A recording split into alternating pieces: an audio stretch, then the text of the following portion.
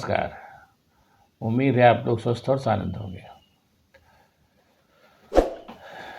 हालांकि अब अपने नरेंद्र जी भाई मोदी का अवसान करीब दिख रहा है। हालांकि वो पूरी कोशिश में है कि लगे हुए हैं कि भी बने भी रहेंगे, ऐसा नहीं है।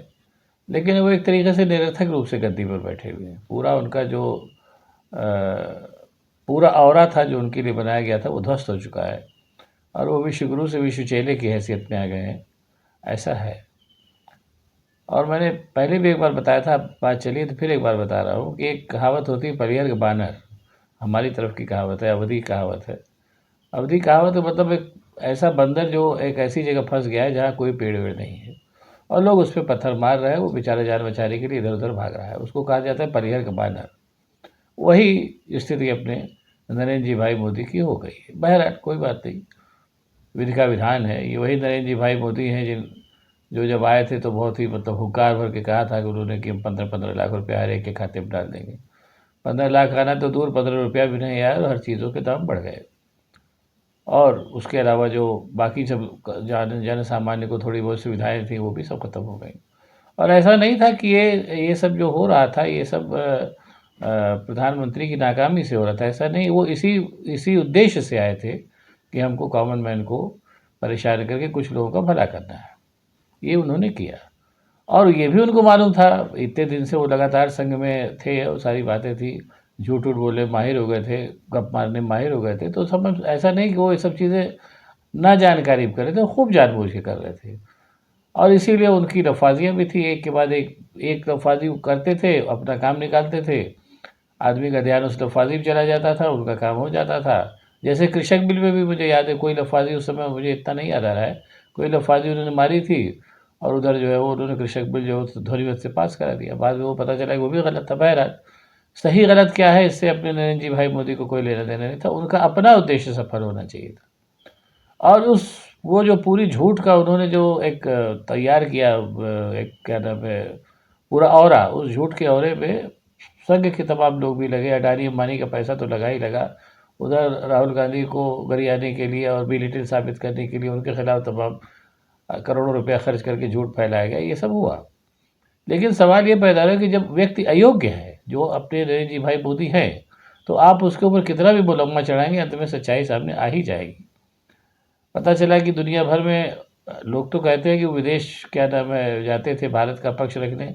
अब वो कौन सा पक्ष रखते थे ये तो हमें नहीं मालूम, सामने आ ही गया कि जब मौका पड़ा तो एक भी देश उनके साथ नहीं आया। मुझे लगता है वो सैर करने जाते थे।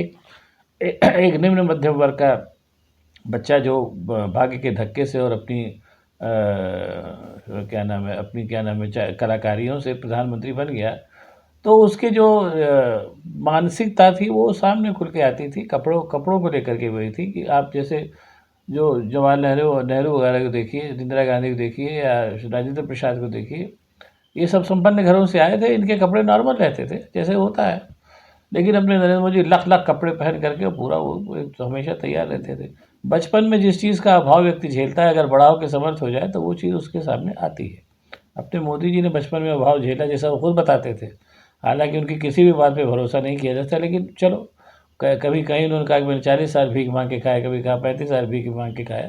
मतलब इन सारे वक्तव्यों में एक बात कॉमन थी कि उन्होंने भीख मांग के खाया। तो जाहिर सी बात है, भीख मांग के खाया तो उसमें कपड़े वपड़े तो नहीं रहे, बताते भी थे कि पसीना पोंछ लेते थे, उससे उनका चेहरा चमकता रहता था। तो ऐसा व्यक्ति जब कुछ पा जाता है तो उसका सब सारी जो सोई भावनाएं सामने निकल के आती हैं। कपड़े लत्ते में भी ये हुआ, जिसको कपड़ा पहनने को नहीं मिला, अगर उसको प्रधानमंत्री मिल गया तो लाखों के सूट पहन डाले, उसमें कोई बुरा मानने की बात नहीं है। और विदेश भी वो दरअसल मेरा ख्याल है कि सैर करने ही जाते थे। अगर क्यों विदेश में जाकर के उन्होंने कुछ भी सार्थक किया होता तो वो सामने आता है, ऐसी बात नहीं है। और एक तो वो तो जाते थे वहाँ सैर करने, और वहाँ के लोग भी मानते थे कि भाई हिंदुस्तान का प्रधानमंत्री आया है, तो उनका स्वागत भी कर देते थे। और वो उसी और यहाँ वो चूँकि पूरा उनका जो तंत्र सक्रिय था उनको महामानव बनाने में, उस तंत्र के माध्यम से यहाँ बताया जाता था कि भाई वहाँ गए वो मोदी जी, सब लोग एकदम गिर पड़े। छोटे बड़े एक दो कोई छोटे मोटे देश थे, फिजी उजी उसके प्रधानमंत्री ने उनका पाँव भी छू किया, ये सब हल्ला मचता रहता था। तो कुल मिलाकर के जो था एक अयोग्य व्यक्ति को कुछ लोगों का भला करने के लिए भारतीय जनता पार्टी ने और राष्ट्रीय स्वयंसेवक संघ ने और अडानी अंबानी ने महामानव बनाया। वो महामानव की तरह दिखे इसके लिए उनके ऊपर जो थे तमाम तरीके के मुलम्मे चढ़ाए गए, लेकिन वो सारे के सारे मुलम्मे पहले अवसर पर धराशायी हो गए और अपने विश्व गुरु जो नरेंद्र जी भाई मोदी जो थे विश्व चेले के रूप में रह गए हैं। अब वो बस किसी तरीके से सत्ता में बने हुए हैं, जो उनकी अंतिम आखिरी इच्छा है कि सत्ता बनी रहे, दैट्स ऑल।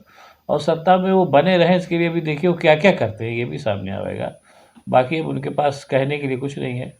जो व्यक्ति खुद सारे देशों में घूम करके आया हो, वो बाद में क्या नाम है उन देशों में वो भेजे प्रतिनिधिमंडल भेजे अपना पक्ष रखने के लिए। और मैंने तब भी कहा था पिछले एक वीडियो में, अब जब मैंने बनाया था कि ये प्रतिनिधिमंडल जाके कुछ नहीं करेगा, वो खाली मजा लेगा चला आएगा भारत सरकार के पैसे से।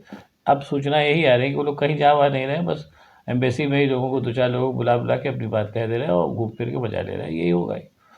अब एक बात जान लीजिए कि मोदी जी का मुलम्मा चूँकि उतर चुका है और केवल हिंदुस्तान में नहीं उतरा है, पूरी दुनिया में उतर गया है। इसलिए वो भले हिंदुस्तान के प्रधानमंत्री बने रहें तिकड़म से, लेकिन अब वो कहीं भी जाएँगे या कुछ भी करेंगे उसका परिणाम उल्टा ही होगा। इतना आप निश्चिंत जानिए।